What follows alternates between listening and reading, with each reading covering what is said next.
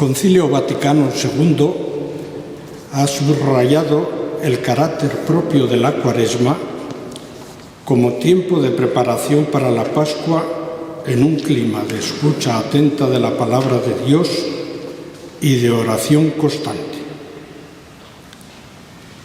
Pues bien, ¿qué nos recuerda la palabra de Dios en esta Cuaresma?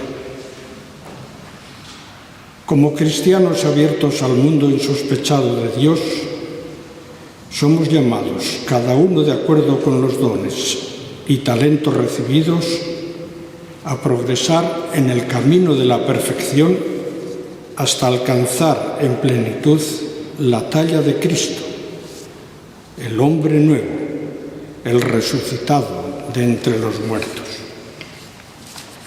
Fieles a esta llamada, el camino cuaresmal diseñado por la Iglesia quiere alentarnos en nuestro intento y esfuerzo, poniendo a nuestra disposición una serie de textos bíblicos para la reflexión personal y comunitaria. De este modo, tenemos la oportunidad de enriquecer nuestro mundo interior de la fe para proseguir sin desfallecer en nuestro objetivo. El título que encabeza este retiro, y que lo tienen ustedes en el folio, por cierto, se me olvidó poner debajo el texto. He añadido, como han visto ahí a mano, la cita. Entonces pueden consultarla cuando vayan a sus casas. Esa cita que de algún modo fundamenta el título y, por tanto, el contenido de esta reflexión. La leo. Dice así: el Dios de la esperanza nos colme de todo gozo y paz en la fe, hasta rebosar de esperanza por la fuerza del Espíritu Santo. Subrayo: hasta rebosar de esperanza por la fuerza del Espíritu Santo.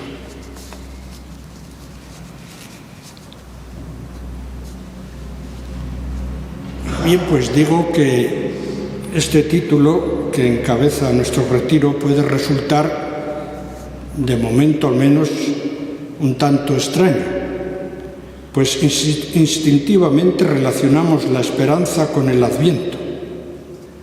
De hecho, sobre eso versó la reflexión que nos hizo, como recuerdan, el padre Ricardo en el pasado retiro. Ahora bien, ¿qué dice este texto de Pablo? Pedimos a Dios, insisto, que nos colme de todo gozo y paz en la fe hasta rebosar de esperanza. La esperanza, como todo en la vida cristiana, requiere un proceso de cultivo y maduración hasta alcanzar su plenitud. Pues bien, la pregunta que centra nuestra reflexión podría ser la siguiente: ¿cómo vivir la Cuaresma en clave de esperanza para reavivarla y madurarla? Porque la esperanza que alumbra el misterio de la Encarnación en la Navidad culmina en la gran fiesta pascual de la Resurrección, fundamento último de la esperanza cristiana. Si Cristo no ha resucitado, ¿cuántas veces hemos escuchado este texto de Pablo? Vana es nuestra fe, es decir, algo vacío. Y continúa: y si nuestra esperanza en Cristo no va más allá de esta vida, somos los más miserables, los más desgraciados de todos los hombres. El hilo conductor de mi exposición quiere ser, por tanto, la palabra de Dios. Por eso me parece importante tener en cuenta desde el principio un consejo que nos daba San Efrén, creo que hace 3 o 4 domingos, en nuestra lectura de las laudes. Decía así: como el sediento que bebe de la fuente, mucho más es lo que dejamos que lo que tomamos, porque la palabra del Señor presenta muy diversos aspectos según la diversa capacidad de los que la estudian. Alégrate por lo que has alcanzado, sin entristecerte por lo que te queda por alcanzar. Si tu sed queda saciada sin que se agote la fuente, cuando vuelvas a tener sed, podrás de nuevo beber de ella. Por tanto, ni te esfuerces avaramente por tomar de un solo sorbo lo que no puede ser sorbido de una vez, ni desistas por pereza de lo que puedes ir tomando poco a poco. Creo que es un consejo bueno para los que nos dedicamos a la reflexión y a la meditación de la palabra de Dios. Bueno, pues ahí tienen delante el esquema que les han entregado, donde iré desarrollando cada uno de los puntos. Empiezo por el primero. Este bello texto bíblico del Éxodo nos sirve de introducción para adentrarnos en el sentido que queremos dar a este acto. Moisés camina por su pueblo por el desierto, soportando las duras jornadas del Éxodo, camino de la tierra prometida. Llegada la noche, a pesar de que el frío de la bajada del termómetro contrasta con el fuerte calor del día, el pueblo puede encontrar el merecido y reconfortante descanso en las tiendas del campamento. En medio de todas ellas estaba la tienda de Moisés, el lugar privilegiado donde conversaba con el Señor y remansaba lo vivido en cada jornada. Era la llamada tienda del encuentro, porque se nos dice: allí hablaba Moisés con el Señor como el amigo con el amigo. No surgió en Israel otro profeta como Moisés, con quien el Señor trataba cara a cara. En esta mañana también nosotros podemos disfrutar de un distendido descanso en medio de nuestras actividades para conversar con el Señor. Se nos invita a entrar como Moisés en la tienda del encuentro, allí donde el Señor gusta de conversar con sus amigos. Recordemos lo que se nos decía el miércoles de ceniza: cuando vayas a orar, entra en tu aposento y después de cerrar la puerta, ora a tu Padre que está allí en lo secreto. Y tu Padre que ve en lo secreto te recompensará. Dios se da a conocer en el diálogo que desea tener con cada uno de nosotros. Como hijos de Dios nunca podemos perder de vista este marco de la revelación bíblica. Es el Dios filántropo, el amigo del hombre, así lo designa el libro de la sabiduría, este último libro del Antiguo Testamento que recoge la experiencia secular de muchos siglos del pueblo de Dios. El Dios amigo que sabe tratar al hombre con tacto y paciencia, haciéndole ver también sus errores y culpas. Actuando así, dice: enseñaste a tu pueblo que el justo debe ser filántropo. Así nos educas para que al juzgar recordemos tu bondad y al ser juzgados esperemos misericordia. El Dios de la bondad, en definitiva, de que nos habla Jesús y del que hablaba al joven rico.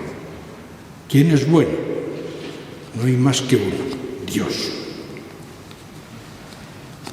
Es ese Dios benevolente, filántropo y amante de la vida el que se interesa por cada uno de nosotros.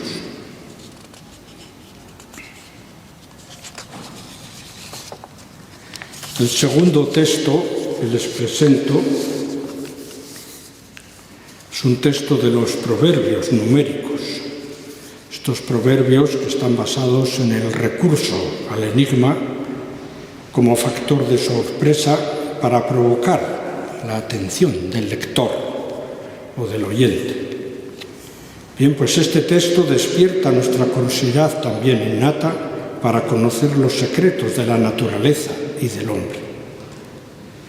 Si a pesar de los grandes avances de la ciencia nos son desconocidos los del mundo en que habitamos, ¿qué podemos decir de los misteriosos secretos que entraña el corazón del hombre? ¿Cuánto más no será el camino del hombre hacia Dios? Es cierto que los pensamientos y los caminos de Dios no son los nuestros. Como dista el cielo de la tierra, así distan nuestros pensamientos y caminos de los del Señor. Y sin embargo, Dios nos ha dejado un camino cierto y privilegiado para reconocerlo, el del amor. Ese amor expresado de manera tan singular en la relación entre hombre y mujer. Un amor, es cierto, frágil y condicionado.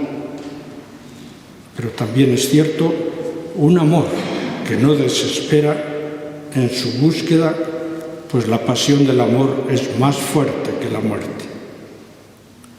Un amor que por tener en él su origen y meta, pretende ser para siempre, como si vislumbrara horizontes de eternidad.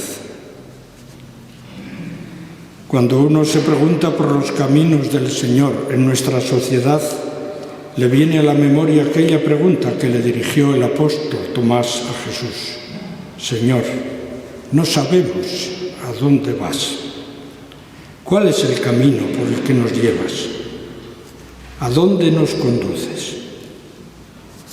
Se palpa, al menos pienso yo, en nuestro entorno más cercano, de nuestra Europa occidental, se palpa, cierto desconcierto y desorientación que sufren muchas personas y sectores de nuestra sociedad. Vemos cómo declinan y hasta desfallecen muchas expectativas. Si nos atenemos a los datos sociológicos del momento, el panorama que percibimos parece más bien sombrío, sobre todo para las nuevas generaciones. Son datos que afectan directamente a la sociedad, pero que tienen también su reflejo e incidencia en la vida cristiana. Da la sensación de que vivimos en una sociedad enfermiza, envuelta en la desorientación y el desconcierto, sin motivaciones y propósitos vitales, carente de valores y vínculos duraderos, donde prima el individualismo. Las noticias nos enfrentan a diario con todo tipo de crisis: la economía, la energía, el cambio climático, las guerras. Nos envuelve un clima cultural apegado a lo espectacular, a lo inmediato y efímero de la última moda.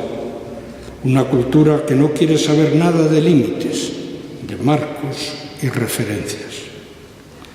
Alguien ha llegado a decir, nos vamos acostumbrando a retorcer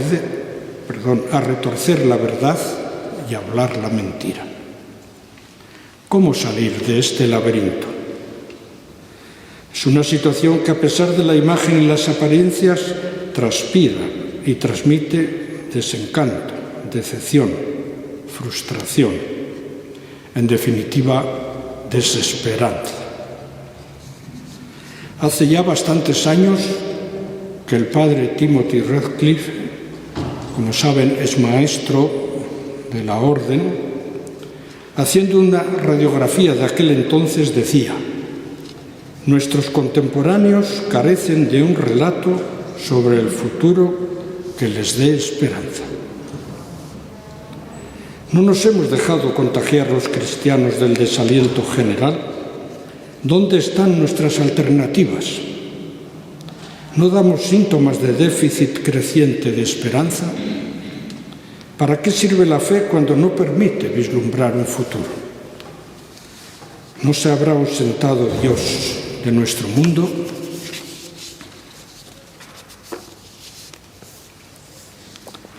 Es bien conocido de todos el famoso relato del profeta Ezequiel, que ante la rebeldía de su pueblo, Yahvé le manda a anunciarle, mediante una acción simbólica, dice que anuncie su próxima deportación al destierro babilónico.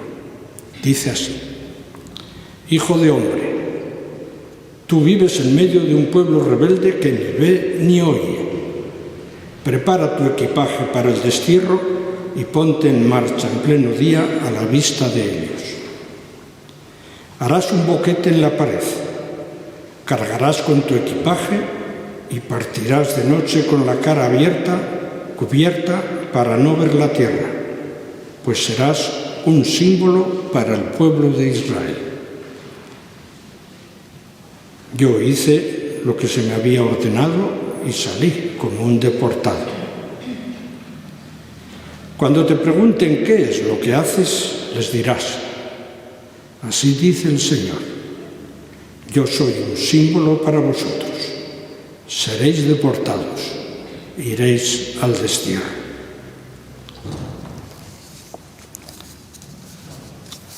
El Evangelio es ya prácticamente un desconocido en nuestra sociedad. La propuesta religiosa muchas veces parece recaer en oídos sordos, a veces voluntariamente taponados. Cada día se constata más cierta atonía y hasta indiferencia generalizada ante la palabra de Dios. La escasez de vocaciones religiosas es manifiesta. Es como si Dios emigrara de nuestras iglesias, santuarios y lugares de culto, sintiéndose incómodo dentro de sus muros, evidenciando así su protesta por la rebeldía de su pueblo, por la escasa o nula atención a su palabra. ¿Dónde está el Dios justo y equitativo que trata a todos por igual, que no hace acepción de personas? Se preguntan muchos hoy en día. Y no me estoy refiriendo a la pregunta clásica e inevitable sobre la injusticia de Dios ante la muerte de tantos inocentes por enfermedades raras, por catástrofes, por ejemplo, los últimos terremotos de Turquía y Siria, etc. Me estoy refiriendo a preguntas más bien cotidianas que afectan a situaciones concretas en las que las personas experimentan la impotencia e indefensión ante situaciones personales que les desbordan, situaciones ajenas, casi siempre a su voluntad, sin capacidad para reaccionar, como abocadas a un destino antojadizo y caprichoso. Son preguntas que, como la lluvia fina, van calando y haciendo mella en la mente y el corazón, esperando la respuesta convincente. Y en caso de irlas acumulando por el paso del tiempo, se convierten, yo diría, en un campo de cultivo ideal para que vaya creciendo cada vez más la desconfianza y la indiferencia. Un virus muy difícil de atacar. Con este cuadro que acabo muy sumario de presentar, intencionadamente sombrío, solo pretendo que nos preguntemos cuál es el termómetro de la fe personal que profesamos y cuál es, en consecuencia, la capacidad que tenemos de encarar y afrontarlo con una mínima garantía de esperanza. Tanto la fe como la esperanza no son virtudes estáticas, tienen un recorrido, como he pretendido dejar entrever en el título que a Dios se me ha pasado, pero que lo tienen en esa cita que lo quería haber puesto en la cabecera. El Dios de la esperanza, vuelvo a releerlo, nos colme de todo gozo y paz en la fe, hasta rebosar de esperanza por la fuerza del Espíritu Santo. Con esta pregunta nos acercamos al punto 3. Si es la fe la que nos conduce a la esperanza, no podemos concebir la una sin la otra. Caminamos en la fe, siempre mirando al futuro de la esperanza, con esperanza. Si por la fe reconocemos a Dios, el que se espera evidentemente, la esperanza viene a confirmarla y fortalecerla. Ahora bien, tanto el futuro que esperamos como el camino que transitamos no deja de ser bajo muchos aspectos enigmáticos. Dicho en nuestro lenguaje, por decir así, cristiano, vemos por medio de un espejo, vemos oscuramente, siempre bajo el velo y la incógnita del misterio que no acaba de devolvernos y desvelarnos todos sus secretos. Es aquí donde entran en juego estas dos virtudes estrechamente conectadas y vinculadas entre sí, pues se necesitan y complementan. La fe nos remite a lo que esperamos, y quien espera, a su vez, es porque tiene fe, porque confía obtener lo que desea y anhela. La carta a los hebreos, recogiendo, por decir así una vez más, la experiencia de aquellos primeros cristianos que llevaban ya unos 50 años de vida, nos dice que ellos, al mismo tiempo que manifestaban la plenitud de fe en medio de las pruebas, la testimoniaban con la firme confesión de la esperanza. No es posible concebir la fe sin una apertura a la esperanza. Los primeros cristianos encontraron en la fe el fundamento y la garantía de la esperanza en un futuro que no veían, pero que lo reconocían y anhelaban. No lo habían alcanzado, pero sentían poseerlo ya en parte. En su experiencia de fe percibían algo así como una posesión anticipada del mundo al que aspiraban. Eran capaces de trascender la mirada más allá de las realidades terrenas en las que estaban inmersos. Una experiencia, por otra parte, que adquiría todos los visos de ser algo real, algo objetivo, pues era una certeza compartida por todos ellos, más allá de las afinidades y sentimientos personales de cada uno. Era la mejor prueba y garantía de que sus aspiraciones no eran quiméricas, fruto de un mero deseo o de un sueño. En las generaciones siguientes tenemos un testimonio de todos conocido, la llamada Carta a Dionecto, que es más o menos de finales del siglo II. Se nos dice que los cristianos no se distinguían precisamente de los demás ni por su tierra, ni por su habla, ni por sus costumbres.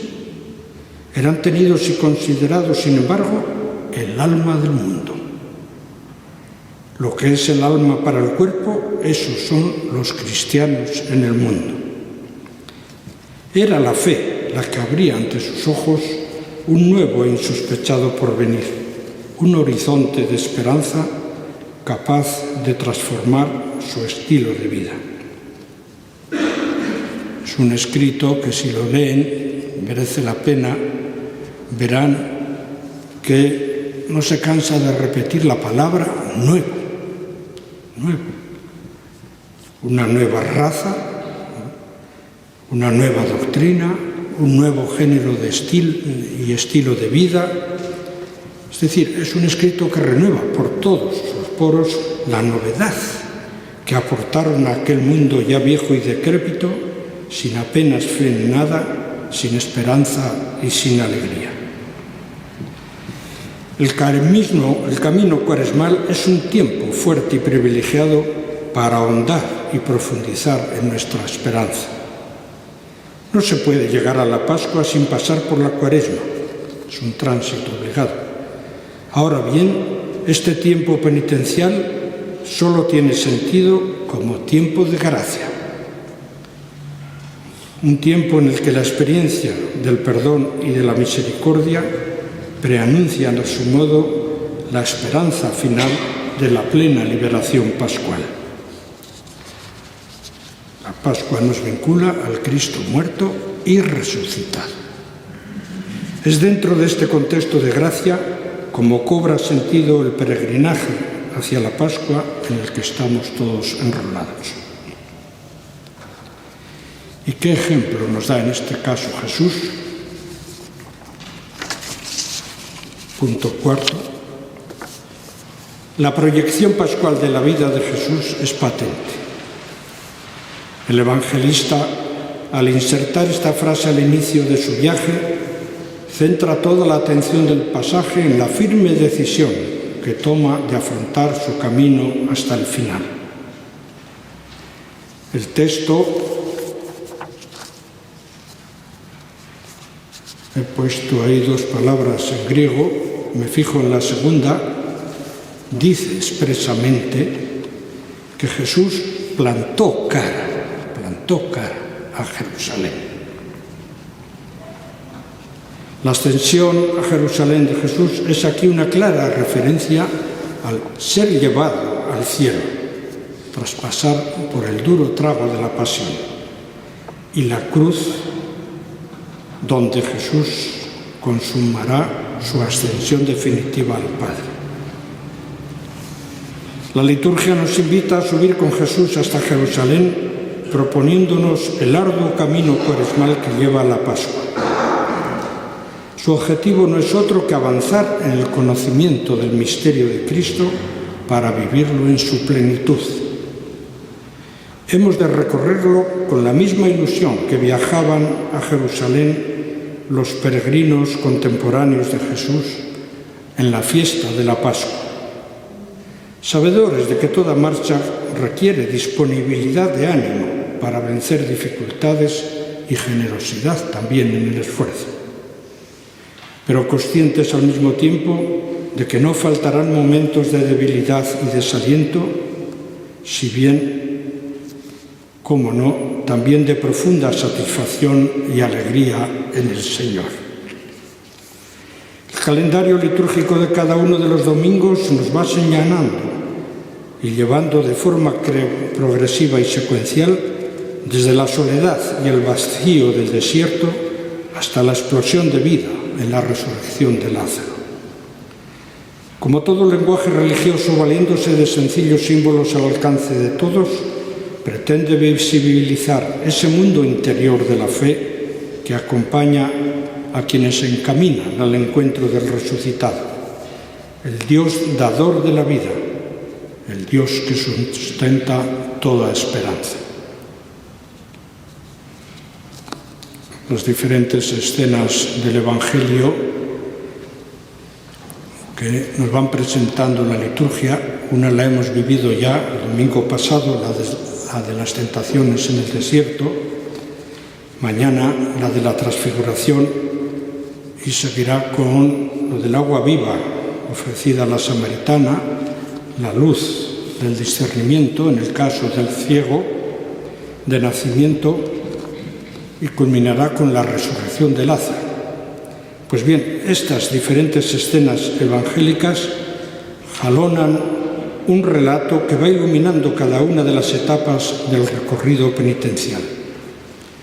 Por un lado, nos remiten y centran en el objetivo final de la marcha. Por otro, nos motivan y alientan en el sacrificio que exige cualquier travesía por el desierto. Cada domingo en la Eucaristía revivimos y actualizamos el misterio central de nuestra fe, la muerte y resurrección de Jesús. Anunciamos tu muerte, proclamamos tu resurrección. El domingo pasado, con el relato de las tentaciones, la palabra de Dios nos invitaba a reflexionar sobre los múltiples atractivos que pueden distraernos en el camino inicial. Las lecturas de mañana con el relato de la transfiguración del Señor nos adelantan ya de forma profética el futuro glorioso que Dios tiene reservado para sus hijos. La majestuosidad del Cristo glorioso que contemplaron extáticos los 3 discípulos en la teofanía del Tabor nos desvela lo que realmente seremos y viviremos quienes hemos sido llamados a compartir la plenitud de una vida nueva y totalmente transformada en la presencia del Señor.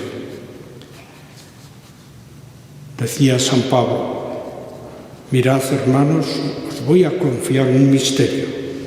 No todos moriremos, pero todos seremos transformados. No me resisto aquí a hacer un pequeño, diría yo, paréntesis, porque a mí me hizo pensar mucho. Cuando yo estudiaba estos textos de Pablo, me encontré en la Vulgata. Todos saben que fue el texto oficial de la Iglesia casi hasta poco antes del Vaticano II. Entonces leíamos la Biblia en latín. Traduzco lo que decía: como todos resucitaremos, pero no todos seremos transformados. Justo al revés. Justo al revés. Uno se pregunta qué torpes somos, como los discípulos de Maús, a veces para comprender la palabra de Dios. Y uno piensa también en las consecuencias pastorales de todo esto. Bien, tenía su razón de ser. Si todos moriremos, como dice el texto del Génesis, ellos no podían entender esto. ¿Cómo podía decir no todos moriremos, pero todos seremos transformados? Y entonces cambiaron. No todos seremos transformados, pero todos moriremos. Bueno, perdonen el paréntesis que se me ha escapado. Bueno, la escena de la transfiguración nos muestra cómo Dios sabe reconfortar a los suyos en medio de sus fatigas, animándoles a proseguir hasta el final en el camino inicial. Entonces sí que podremos disfrutar para siempre como Moisés en la tienda del encuentro. Esta es la esperanza inaccesible, la esperanza que no se marchita y que nos acompaña en nuestro peregrinar en la fe, confiados en la promesa del Señor, la promesa de un cielo nuevo y una tierra nueva en que habiten la justicia y la paz duradera. El ciclo litúrgico privilegia los 2 períodos del Adviento y la Cuaresma.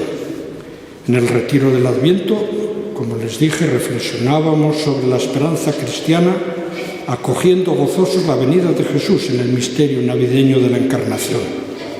Ahora, en la Cuaresma, proseguimos el proceso iniciado, poniendo nuestra mirada en la cumbre de Jerusalén, donde el Dios de Jesús le acreditará con la resurrección, confirmando así su impecable fidelidad.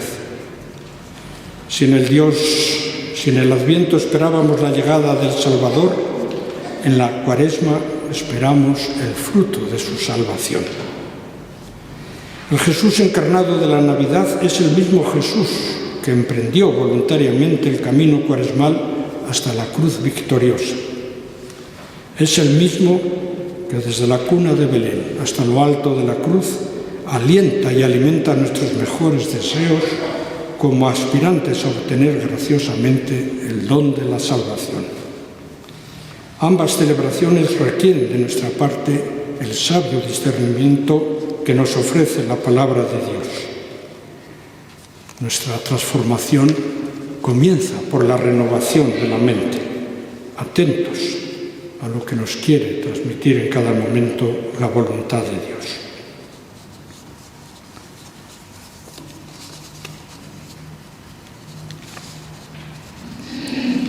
Les pongo ahí un texto en el punto 5 de este conocido judío de nacionalidad estadounidense, Premio Nobel de la Paz en 1986, como saben, un superviviente de los campos de concentración, donde nos cuenta todos los horrores vividos en el Holocausto. Bien, si lo traigo aquí no es como tal, sino como representativo, por decir así, del sufrimiento y del dolor que padecen tantos hombres y mujeres en nuestro mundo al pie de la cruz. La cristología de Hebreos presenta a Jesús como prototipo y modelo insuperable del hombre de fe. Nos dice expresamente: Él es el autor y consumador de la fe. Es decir, Él es el que inicia, como el pionero, yo diría el precursor, y es el que la consuma, la concluye en el sentido de que la culmina, llevándola hasta la perfección. Animado por el gozo que le esperaba, soportó sin acobardarse la cruz y ahora está sentado a la derecha del trono de Dios. De este modo, perfeccionado por el sufrimiento y la muerte, se convierte en fuente de salvación eterna para cuantos creen y esperan en Él. Este es el Cristo que fundamenta la certeza de nuestra esperanza. El Cristo curtido en la fe, capaz de superar las más duras pruebas para abrirnos el camino de la salvación. La esperanza aspira siempre a un bien futuro, arduo ciertamente, pero posible. Lo captó muy bien el apóstol Pablo. A mí me gusta repetir muchas veces este texto que ahora les voy a leer. Justificados por la fe, dice el apóstol, es decir, una vez en paz con Dios, nos gloriamos en la esperanza. Más aún, nos gloriamos hasta en las tribulaciones, sabiendo que la tribulación engendra la paciencia, virtud probada, la virtud probada, esperanza, y la esperanza no falla porque el amor de Dios ha sido derramado en nuestros corazones por el Espíritu Santo que nos ha sido dado. La verdadera esperanza, una esperanza viva, una esperanza activa, comporta en su dinamismo una virtud sólida y probada, una virtud experimentada en la resistencia ante las tribulaciones. Pero esperanza, en definitiva, que nunca defrauda, porque más allá de toda fiel perseverancia en nuestros esfuerzos y superaciones, es el amor de Dios que inhabita en nuestros corazones el que nos ha dado realmente a través del Espíritu esta esperanza. Si es una esperanza teologal, evidentemente tiene en Dios su principio y tiene que tener también en él su fin. Al final es Dios quien lleva las manijas de nuestra vida. Es Él, en su benevolencia, quien realiza en nosotros el querer y el obrar. La esperanza cristiana sabe mirar de frente a los ojos del crucificado, donde encuentra el perdón y la misericordia. A veces su mirada puede resultarnos incómoda por el temor al reproche y puede que desviemos la atención hacia otro lado. Eso le ocurrió a Pedro, como todos sabemos, cuando le denunció, por decir así, la portera, y él negó que fuera de los suyos. Sin embargo, para quien se postra confiado ante la cruz, como hacía nuestro Padre tantas veces Santo Domingo, no pesa condenación alguna, pues es en la cruz donde Dios derrama su amor a los hombres, haciendo que todo confluya para bien de los que le aman.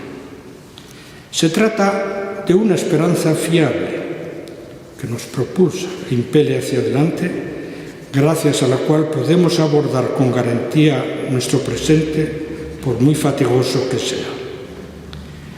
Al mismo tiempo que la vida en su proceso natural se encamina hacia la muerte, el que espera, paradójicamente, tiene la certeza de ir experimentando un proceso de renovación interior que le conduce a la vida. Llevamos en nuestro cuerpo la muerte de Jesús para que la vida de Jesús se manifieste también en nuestra carne mortal. El rostro del crucificado no ahorra el dolor y el sufrimiento, pero sí invita a levantar la mirada del publicano que, cabizbajo y avergonzado, no sabe levantarla. Así es como la Cuaresma nos invita a fijar nuestros ojos en Él. Como nos dice San Juan, en concreto de la Cruz, ahora que nos acompañan nuestros hermanos carmelitas, San Juan de la Cruz decía así: el que ahora quisiese preguntar a Dios o querer alguna visión o revelación, no solo haría una necedad,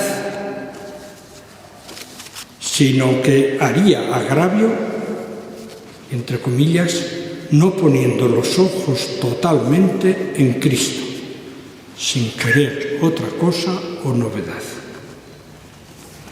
En el silencio doloroso de la cruz, cuando parece que todas las luces se apagan, como cuando entramos en un túnel sin salida, nos habla el Dios del amor. Es en esos momentos cuando comprendemos y rumiamos que nuestra vida está escondida con Cristo en Dios. Jesús fue el primero que rumió el silencio de Dios. Al callar la palabra, solo queda escuchar el silencio de una fe recia, apretar los dientes y esperar que se abra el horizonte de la esperanza. Un deseo para todos: que la esperanza nos tenga alegres. A lo largo de la vida, en nuestra existencia, todos hemos experimentado muchas esperanzas, por decir así. Esperanzas más grandes, esperanzas más pequeñas, dependiendo de cada una de las situaciones. A veces nos ha podido parecer incluso que alguna de estas esperanzas nos ha llenado totalmente y que no necesitábamos de ninguna otra.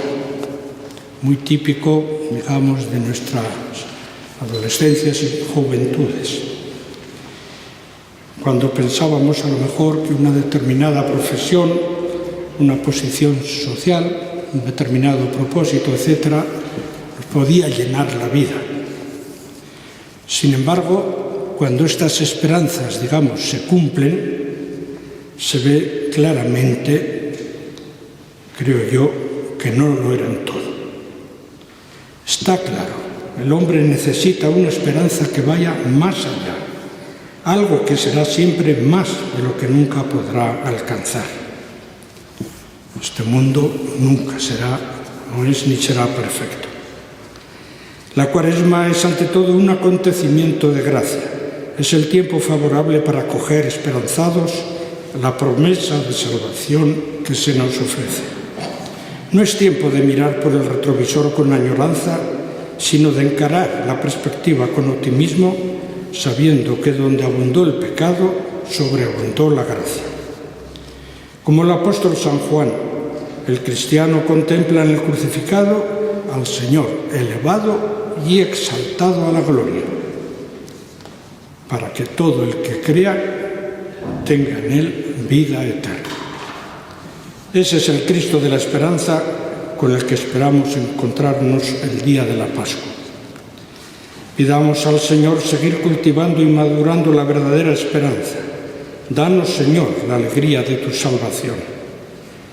Si el gozo y la alegría impregnaron en el Adviento la espera del Salvador, ¿cómo no vamos a vivirlos con mayor motivo ahora que esperamos su salvación? La esperanza la vivimos en el presente, en el día a día del arduo camino cuaresmal. Es así como la vamos fortaleciendo y madurando, sobre todo en los momentos de mayor desierto, de mayor soledad.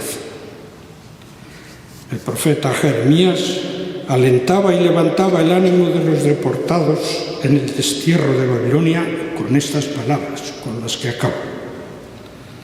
Edificad casas y habitadlas, plantad huertos y comed su fruto. Tomad mujeres y engendrad hijos e hijas. Procurad el bien de la ciudad a donde os he deportado y orad por ella a Yahvé, porque su bien será el vuestro.